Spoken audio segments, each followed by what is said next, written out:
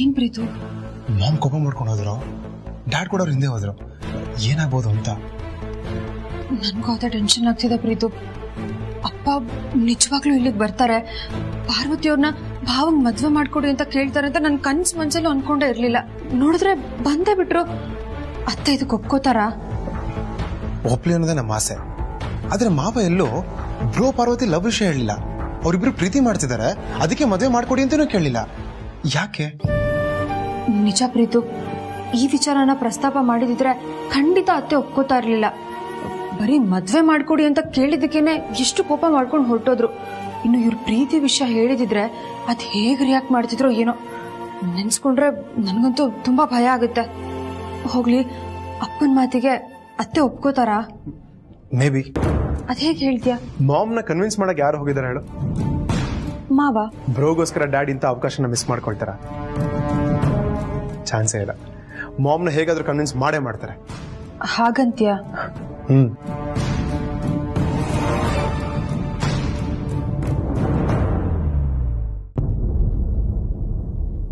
ಅಖಿಲ, ಪಾರ್ವತಿ ನೀನ್ ಅನ್ಕೊಂಡ ಹಾಗಲ್ಲ. ಅಂದ್ರೆ ಅವಳು ಓದ್ದೇ ಇರಬಹುದು, ಆದ್ರೆ ಬುದ್ಧಿವಂತೆ. ಪ್ರಪಂಚದ ಜ್ಞಾನ ಇಲ್ಲದೆ ಇರಬಹುದು, ಆದ್ರೆ ಜೀವನದ ಜ್ಞಾನ ಅಪಾರವಾಗಿದೆ. ಬದುಕಂದ್ರೆ ಏನು ಅಂತ ಚೆನ್ನಾಗಿ ಅರ್ಥಕೊಂಡಿದ್ದಾಳೆ. ಒಳ್ಳೇದು ಯಾವುದು, ಕೆಟ್ಟದ್ದು ಯಾವುದು, ಯಾರನ್ನ ಹೇಗೆ ಸರಿ ತೂಗಿಸ್ಕೊಂಡು ಹೋಗ್ಬೇಕು ಅಂತ ಚೆನ್ನಾಗಿ ಅರ್ಥ ಮಾಡ್ಕೊಂಡಿದ್ದಾಳೆ. ಎಲ್ರೂ ಪ್ರೀತಿಯಿಂದ ಸಂಭಾಳಿಸ್ಕೊಂಡು ಹೋಗ್ತಾಳೆ ಅನ್ನೋ ನಂಬಿಕೆ ನನಗಿದೆ. ಅಂಥವಳು ಖಂಡಿತ ಅರಸನ ಕೋಟೆಯ ಸೊಸೆಯಾಗಿ ಬರೋದಕ್ಕೆ ಸಾಧ್ಯನೇ ಇಲ್ಲ ರಘು. ನನ್ನ ಸೊಸೆಯಾಗಿ ಬರೋಳು ನನ್ನ ಸರಿಸಮಳಾಗಿ ನಿಲ್ಬೇಕು. ಇಲ್ಲಿ ಈ ಎತ್ತರದಲ್ಲಿ ಇರಬೇಕು, ಕೆಳಮಟ್ಟದಲ್ಲ. ಯಾವತ್ತಿದ್ರು ಯಾಮಿನಿನೇ ನನಗೆ ಸರಿಯಾದ ಸೊಸೆ ರಘು.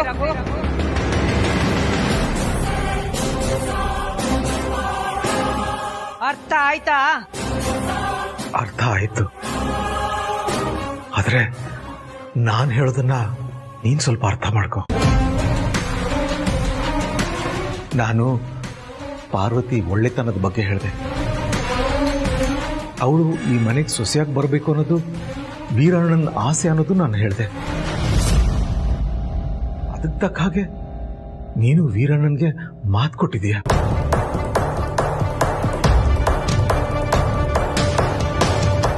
ಈಗ ಕೊಟ್ಟಿರೋ ಮಾತನ್ನ ಉಳಿಸ್ಕೋಬೇಕಾಗಿರೋದು ನಿನ್ ಕರ್ತವ್ಯ.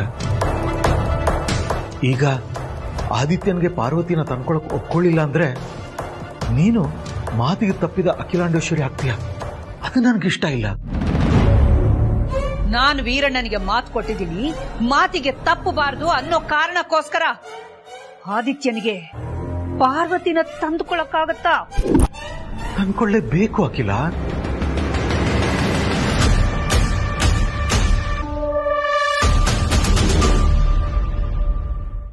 ಇದು ನೀನಾಗೆ ಆರಿಸ್ಕೊಂಡಿದ್ದ ದಾರಿ. ಈ ದಾರಿಯಲ್ಲಿ ನೀನು ನಡಿಲೇಬೇಕು. ಇಲ್ಲದೆ ಹೋದ್ರೆ ಅರಸನ ಕೋಟೆ ಅಖಿಲಾಂಡೇಶ್ವರಿ ಹೆಸರಿಗೆ ಕಳಂಕ ಬರುತ್ತೆ. ಕೊಟ್ಟ ಮಾತಿಗೆ ತಪ್ಪದ್ಲು ಅನ್ನೋ ಅಪವಾದ ಬರುತ್ತೆ. ನಿನ್ ಗಂಡನಾಗಿ ನನಗದು ಇಷ್ಟ ಇಲ್ಲ. ಅಖಿಲ, ವಾಸ್ತವನ ಅರ್ಥ ಮಾಡ್ಕೋ. ಇಷ್ಟಕ್ಕೂ ಪಾರ್ವತಿನ ಆದಿತ್ಯನ ತಂದ್ಕೊಂಡ್ರೆ ಏನಾಗುತ್ತೆ? ಹಬ್ಬ ಅಂದ್ರೆ ಯಾಮಿನಿಗೆ ಅವಳ ತಂದೆ ತಾಯಿಗೆ ದುಃಖ ಆಗುತ್ತೆ. ಆದ್ರೆ ಸ್ವಲ್ಪ ದಿನ ಆದ್ಮೇಲೆ ಅವಳಿಗೆ ಬೇರೆ ಹುಡುಗನ್ ನೋಡಿ ಮದುವೆ ಮಾಡಿಸ್ತಾರೆ. ಆದಿತ್ಯ ಸಿಗ್ಲಿಲ್ಲ ಅಂತ ಜೀವನ ಪರ್ಯಂತ ಕೊರಗ್ತಾನೆ ಇರ್ತಾರ? ಖಂಡಿತ ಇಲ್ಲ. ಇನ್ನು ಕೆಲ್ಸದವಳನ್ನ ಯಜಮಾನ ಮದುವೆ ಆದ ಅಂತ 4-6 ಜನ 4 ರೀತಿ ಮಾತಾಡ್ತಾರೆ. ಅವ್ರ ಮಾತಿಗೆ ಆ ಜನರಿಗೆ ಹೆದರ್ಕೊಂಡು ನಾವು ಬದುಕಬೇಕಾ? ಇಲ್ಲ ಅಖಿಲ. ಆದಿತ್ಯ ಪಾರ್ವತಿನ ಮದುವೆ ಆಗೋದ್ರಿಂದ ಅವನ್ಗೆ ಯಾವ ನಷ್ಟನೂ ಇಲ್ಲ, ಅವಮಾನನೂ ಆಗಲ್ಲ.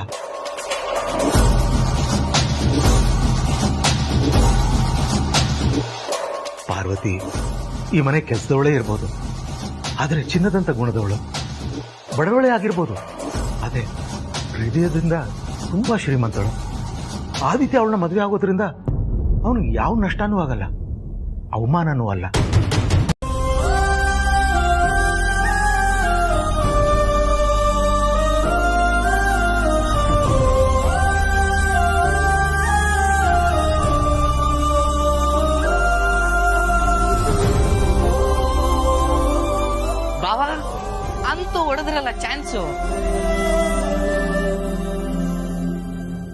ನೀವಿಬ್ರು ಎಲ್ಲಿ ದೂರ ಆಗೋಗ್ತೀರಾ ಅಂತ ಎಷ್ಟು ಎದುರ್ಕೊಂಡಿದ್ದೆ ಗೊತ್ತಾ? ಆದ್ರೆ ದೇವ್ರ ತರ ಜನನಿ ಹಾಕೋರ್ ಅಪ್ಪ ಬಂದು ನಿಮ್ಮಿಬ್ರನ್ನ ಒಂದ್ ಮಾಡ್ತಿದ್ದಾರೆ. ನೀವಿಬ್ರು ಅವ್ರ ಮುಂದೆ ಧೈರ್ಯವಾಗಿ ಹೇಳ್ಬಿಡಿ ನಾವಿಬ್ರು ಮದ್ವೆ ಆಗ್ತಿದೀವಿ ಅಂತ. ಆಮೇಲೆ ನಾನು ಶಿವಣ್ಣ ಅವ್ರ ತರ ಮುತ್ತಣ್ಣ ಪೀಪಿ ಊದುವ, ಮುತ್ತಣ್ಣ ಡೋಲು ಹೊಡೆಯುವ, ಮುತ್ತಣ್ಣ ಹಾಡು ಆಡುವ, ಊರೆಲ್ಲ ಸೇರಿ ನೋಡುವ, ನನ್ನ ಅಕ್ಕನ ಮದುವೆ ಜೋರು ಜೋರು ಜೋರು, ಬಲು ಜೋರು ಜೋರು ಜೋರು.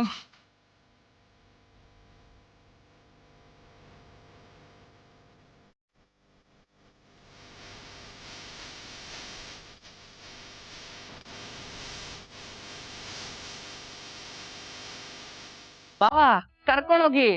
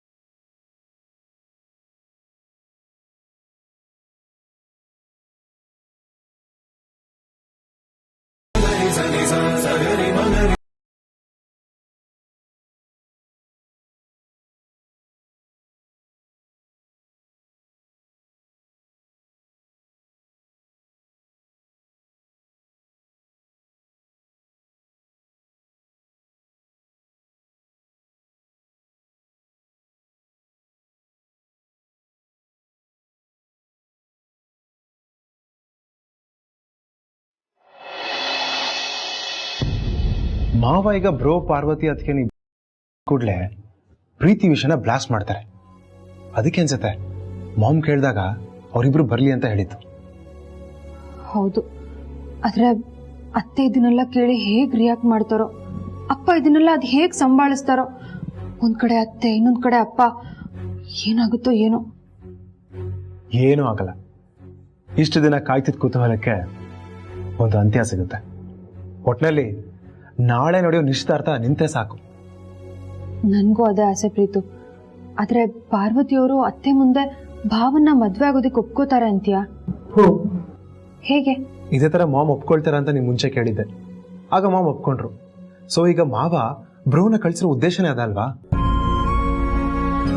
ಅವರು ಪಾರ್ವತಿ ಹತ್ರ ಹೋಗಿ ಕನ್ವಿನ್ಸ್ ಮಾಡೇ ಮಾಡ್ತಾರೆ. ವಾಪಸ್ ಬಂದ್ಮೇಲೆ ಮಾಮ್ ಕೇಳಿದಾಗ ಒಪ್ಕೊಂತಾರೆ. ಯಾಕೆ, ನಿಂಗೆ ಡೌಟಾ? ಹೌದು ಪ್ರೀತು, ಇತ್ತೀಚೆಗೆ ಪಾರ್ವತಿಯವ್ರ ನಡವಳಿಕೆ ನೋಡ್ತಾ ಇದ್ರೆ ಅವ್ರು ಏನ್ ಬೇಕಾದ್ರೂ ಹೇಳ್ಬಹುದು. ಅಂದ್ರೆ ಒಪ್ಪಬಹುದು, ಒಪ್ಪದೇನೂ ಇರ್ಬೋದು ಅಂತನಾ?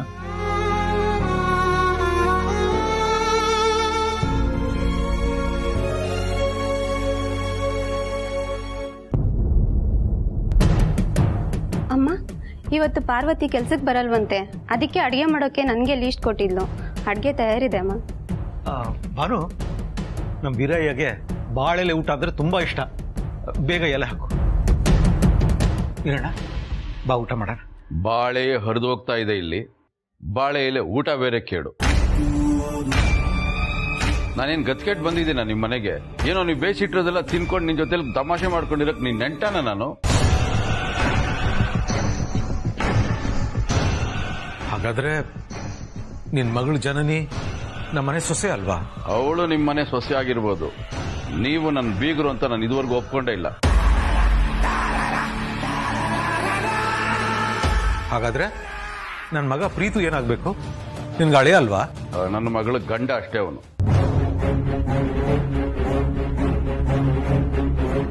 ಮತ್ ಯಾಕೆ ನನ್ನ ತಂಗಿ ಪಾರ್ವತಿನ ನಿಮ್ ಮಗ ಆದಿತ್ಯನ್ಗೆ ತಂದ್ಕೊಳ್ಳಿ ಅಂತ ಕೇಳ್ಕೊಂಡ್ ಬಂದಿರೋದು? ಈ ಪ್ರಶ್ನೆಗೆ ಉತ್ತರ ನಾನು ಕೊಟ್ಟರೆ ಚೆನ್ನಾಗಿರಲ್ಲ.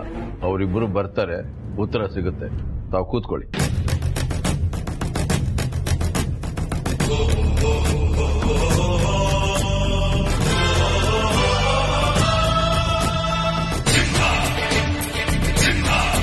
ಏನ್ ಹೇಳ್ಬೇಕು ಅಂತ ಅಂದ್ಕೊಂಡಿದೀಯೋ ಅದನ್ನ ಯೋಚನೆ ಮಾಡಿ ಹೇಳು.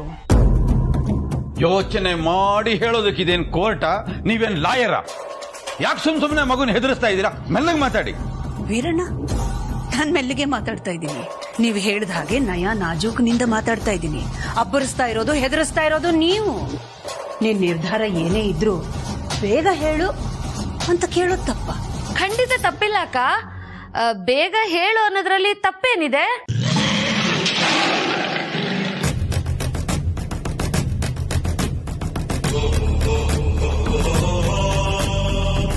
ಪಾರ್ವತಿ, ಸಮಯ ವ್ಯರ್ಥ ಮಾಡಬೇಡ. ಆದಿತ್ಯನ ಮದುವೆ ಆಗೋಕ್ಕೆ ನಿನ್ಗೆ ಇಷ್ಟ ಇದೆ ತಾನೆ?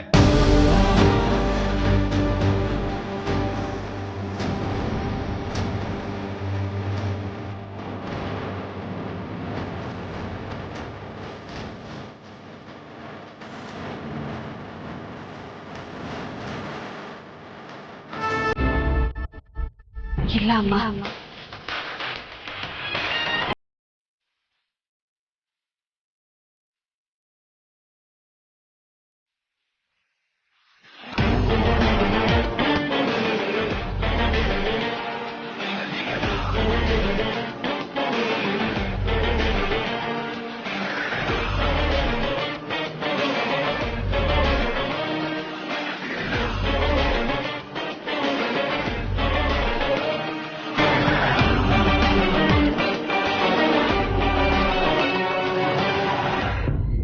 ನಿಮ್ಮ ಪ್ರಶ್ನೆಗೆ ಉತ್ತರ ಸಿಕ್ತಲ್ಲ ವೀರಣ್ಣ?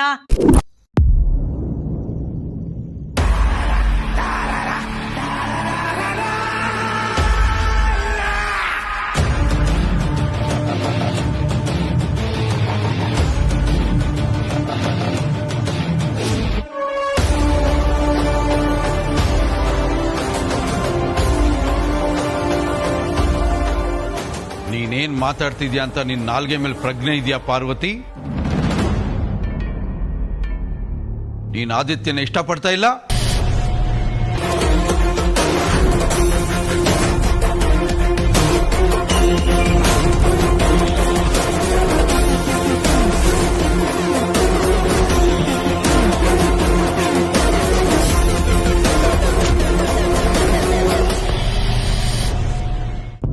ಏನ್ ಹೇಳ್ತಾ ಇದ್ದೀರಾ ವೀರಣ್ಣ? ಪಾರ್ವತಿ ಯಾಕೆ ಆದಿತ್ಯನ ಇಷ್ಟಪಡ್ಬೇಕು?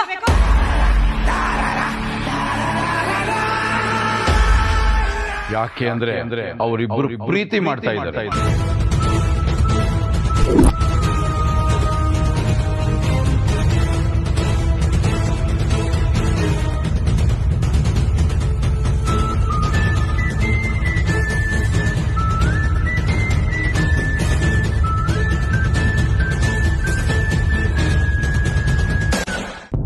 ಅವರಿಬ್ಬರು ಪರಸ್ಪರ ಪ್ರೀತಿ ಮಾಡ್ತಿದ್ದಾರೆ ಅಂತ ಗೊತ್ತಾದ್ಮೇಲೆನೆ ನಾನು ನಿನ್ನ ಮನೆ ಹತ್ರ ಬಂದು ನಿಂತ್ಕೊಂಡೆ.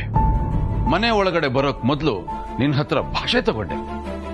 ನೀನು ನನಗೆ ಮಾತು ಕೊಟ್ಟಿದ್ಯಾ ಅಖಿಲಾಂಡೇಶ್ವರಿ. ಆ ಹುಡುಗಿಗೆ ನಿನ್ ಕಂಡ್ರೆ ಭಯ ಗೌರವ ಎರಡೂ ಇದೆ. ಅವಳು ಹೇಗೆ ಹೇಳ್ಕೊತಾಳೆ ಮನಸ್ಸಲ್ಲಿರೋದನ್ನ? ಸುಮ್ಮನೆ ಮಾತಾಡಿ ಹೆದರ್ಸ್ಬೇಡ. ಆ ಮಗುಗೆ ಮದುವೆ ಮಾಡಿಸು.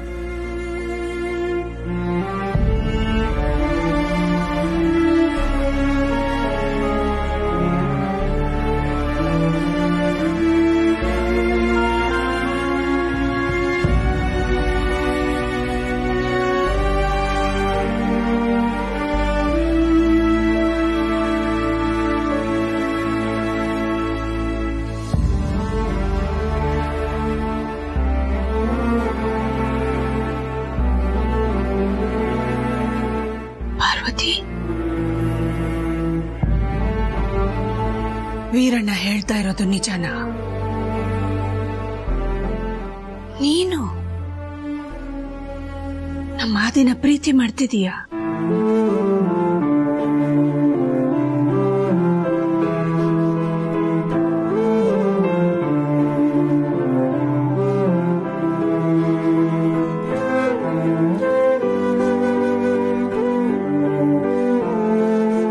ನಿನ್ನ ಒಂದು ಸಣ್ಣ ಬದಲಾವಣೆ ಕೂಡ ನಮ್ಮ ಮನೆಯಲ್ಲಿ ಸಾವಿನ ಸೂತ್ರಕ್ಕೂ ಕಾರಣ ಆಗಬಹುದು.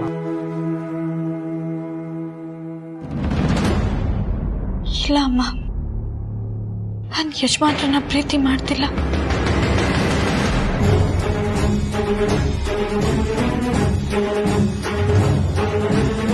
ಮನೆಯವ್ರ ಸೇವೆ ಮಾಡೋದು, ಈ ಮನೆಯವ್ರ ಕ್ಷೇಮ ಬಯಸೋದಷ್ಟೇ. ನನಗೆ ಗೊತ್ತು. ಅಖಿಲಮ್ಮ ನನಗೆ ದೇವರ ಸಮಾನ. ನನ್ನ ಜಾಗ ಏನಿದ್ರು ಅವ್ರ ಕಾಲ ಹತ್ರ.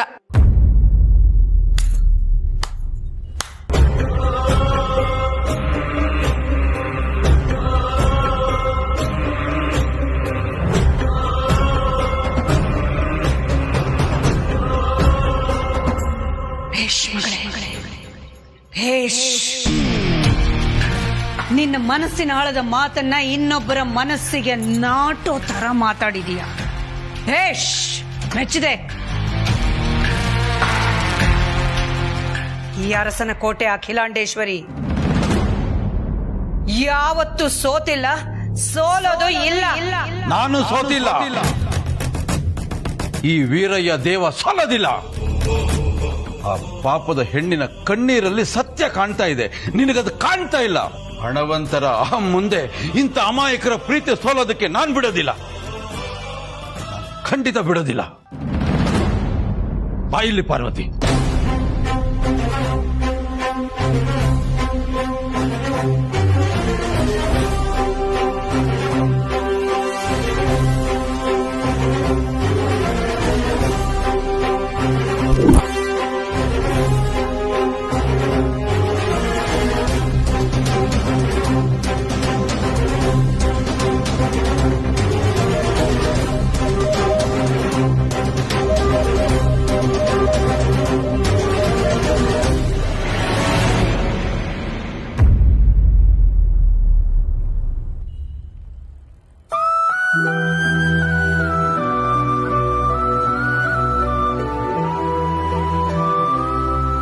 ಯಾಕೆ ಹೀಗೆ ಹೇಳ್ದೆ?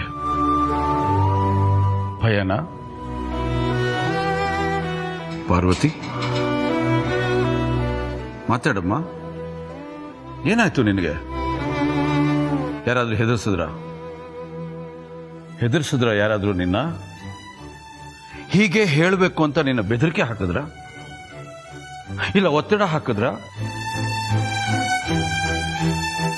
ಅರ್ಥ ಆಯ್ತು. ಅನ್ನ ಹಾಕಿದ ಯಜಮಾನಿ ಅವ್ರ ಮಗನನ್ನ ನಾನು ಪ್ರೀತಿ ಮಾಡಿ ನಾನು ಕಸ ಗುಡಿಸಿದ ಮನೆಯಲ್ಲಿ ಸೊಸೆಯಾಗಿ ಹೇಗಿರೋದು ಅನ್ನೋ ಅಳುಕು ನಿನಗೆ?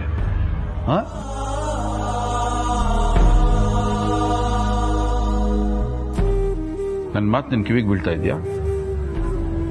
ಆದಿತ್ಯನ ಅಷ್ಟೊಂದು ಪ್ರೀತಿ ಮಾಡ್ತಾ ಇದ್ದ ನೀನು ಇದ್ದಕ್ಕಿದ್ದಾಗೆ ಈ ಮಾತು ಹೇಳೋದಕ್ಕೆ ಕಾರಣ ಏನು? ಹೇಳು ಮಗಳೇ, ಹೇಳಲ್ಲ? ಆ ಅಖಿಲಾಂಡೇಶ್ವರಿ ಏನಾರು ಹೆದರ್ಸಿದ್ಲೇನು?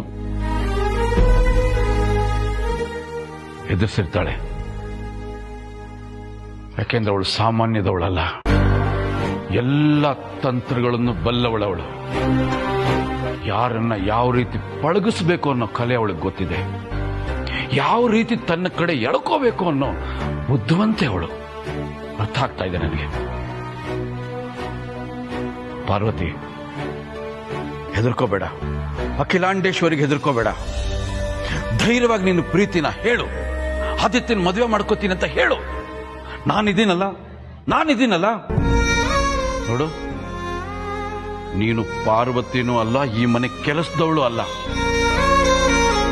ನನ್ನ ತಂಗಿ ನೀನು, ನನ್ನ ಮನೆ ದೀಪ ನೀನು. ನಿನಗೋಸ್ಕರ ನಾನಿಲ್ಲಿಗೆ ಬಂದಿದ್ದೀನಿ. ನಿನಗೆ ಒಂದು ಒಳ್ಳೆ ಬಾಳು ಸಿಗಬೇಕು ಅನ್ನೋದಕ್ಕೋಸ್ಕರ ನನ್ನ ಸ್ವಾಭಿಮಾನ ಕಿತ್ತಾಕಿ ಬಂದಿದ್ದೀನಿ. ನಿನಗೆ ನೆನಪಿದೆ ಅಲ್ಲ, ನನ್ನ ಮಗಳು ನನಗೆ ಗೊತ್ತಿಲ್ಲದೆ ಈ ಮನೆ ಹುಡುಗನ್ನ ಪ್ರೀತಿ ಮಾಡಿ ಮದುವೆ ಮಾಡಿಕೊಂಡು ಅವಳು ಮಾಡಿದ ತಪ್ಪನ್ನ ಕ್ಷಮಿಸಕ್ ಸಾಧ್ಯನೇ ಇಲ್ಲ. ನಾನು ಕೊನೆಗೆ ಅವಳು ನಾವು ಕ್ಷಮಿಸಿದೆ. ಆದ್ರೂ ನಾನು ಈ ಮನೆ ಹೊಸಲು ತೊಳಿಲೇ ಇಲ್ವಲ್ಲ. ಆದ್ರೂ ಇವತ್ತು ಯಾಕೆ ಬಂದಿದ್ದೀನಿ ಹೇಳು? ಕೇವಲ ನಿನಗೋಸ್ಕರ.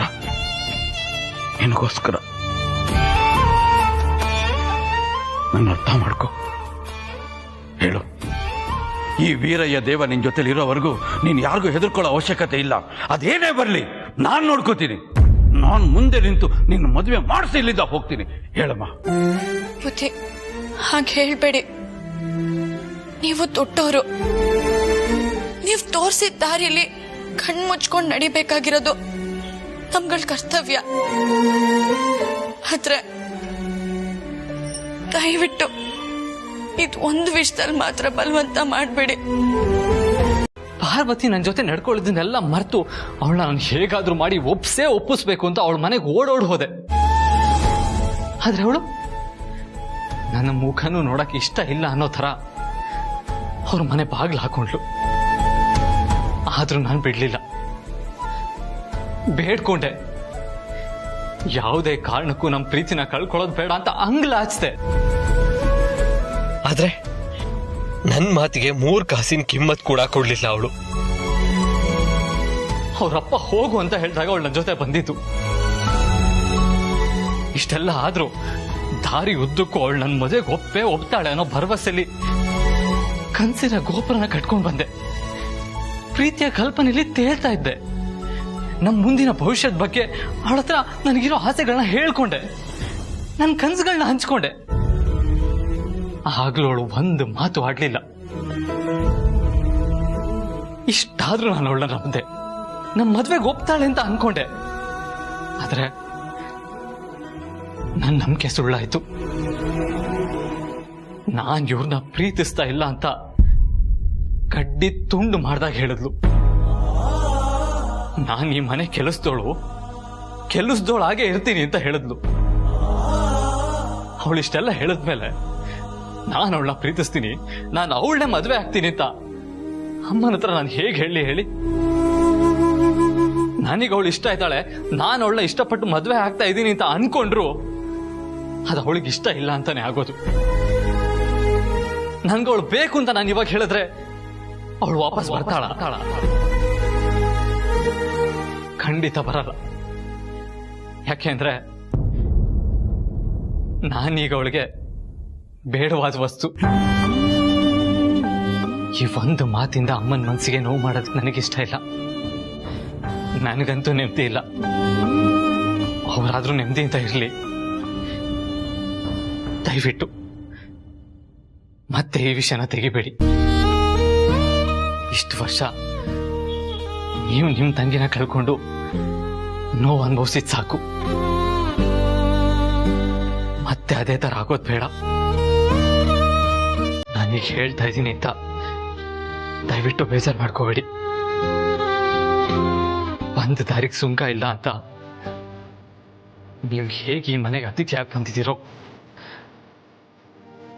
ಹಾಗೆ ಅತಿಥಿಯಾಗಿ ಊರಿಗೆ ಹೊರಟ್ಬಿಡಿ.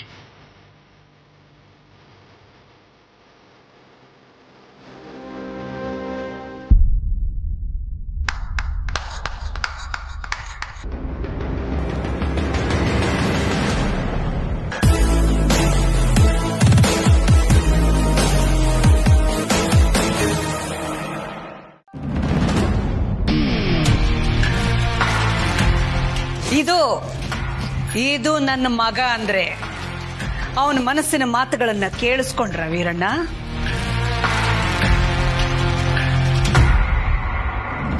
ನಿನ್ನ ಮಗನ ಮಾತುಗಳನ್ನ ಪೂರ್ತಿಯಾಗಿ ಕೇಳಿಸ್ಕೊಂಡ ತಾಯಿ? ಪೂರ್ತಿಯಾಗಿ ಕೇಳಿಸ್ಕೊಳ್ಳೋ ಅವಶ್ಯಕತೆನೇ ಇಲ್ಲ ವೀರಣ್ಣ. ಅವನ ಕೊನೆಯ ಸಾಲುಗಳನ್ನ ಕೇಳಿಸ್ಕೊಂಡೆ ಅವನ ಮನಸ್ಸಿನ ಭಾವನೆ ಏನು ಅನ್ನೋದು ನನಗರ್ಥ ಆಗಿದೆ, ನಿಮಗೂ ಅರ್ಥ ಆಗಿದೆ ಅಂತ ಅಂದ್ಕೋತೀನಿ. ನೀವು ನನ್ನ ಮಗನ ಮನಸ್ಸಿನ ಭಾವನೆಯನ್ನ ಬದಲಾಯಿಸ್ತೀರಾ ಅಂತ ಯಾಕೋ ಅನುಮಾನ ಮೂಡ್ತು ನನ್ನಲ್ಲಿ. ಅದಕ್ಕೋಸ್ಕರ ನಿಮ್ಮ ಮಾತುಗಳನ್ನ ಕೇಳಿಸ್ಕೊಳ್ಳೋದಕ್ಕೆ ಅಂತಾನೆ ಬಂದೆ. ಕೊನೆ ಸಾಲುಗಳನ್ನ ಕೇಳಿಸ್ಕೊಂಡೆ. ಅವನ ಮನಸ್ಸು ಏನು ಅಂತ ನನಗೆ ಚೆನ್ನಾಗಿ ಗೊತ್ತಾಗೋಯ್ತು. ಅವನ ಮೇಲೆ ನಾನಿಟ್ಟಿರೋ ನಂಬಿಕೆ ಇನ್ನಷ್ಟು ಗಟ್ಟಿ ಆಯ್ತು. ವೀರಣ್ಣ, ಈಗಾದ್ರೂ ತಾಂಬೂಲ ಬದಲಾಯಿಸ್ಕೋಬೇಕು ಅನ್ನೋ ಆಸೆಯಿಂದ ನಿಮ್ಮೂರಿನ ಮುತ್ತೈದೆಯರನ್ನ ಕರ್ಕೊಂಡು ಬಂದಿದ್ದೀರಲ್ಲ, ಅವರನ್ನ ವಾಪಸ್ ಹೋಗೋದಕ್ಕೆ ಹೇಳ್ತೀರಾ?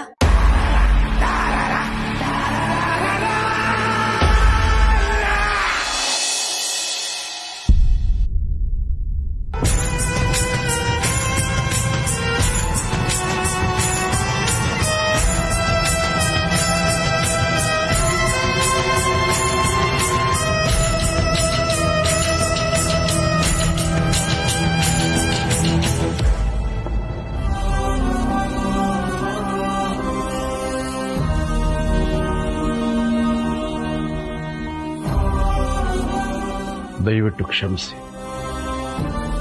ಮುತ್ತೈದೆಯರನ್ನ ಮನೆಗೆ ಕರೆಸಿ ಅವಮಾನ ಮಾಡಬಾರ್ದು. ಆ ಕೆಲಸ ನನ್ನಿಂದ ಆಗಿದೆ.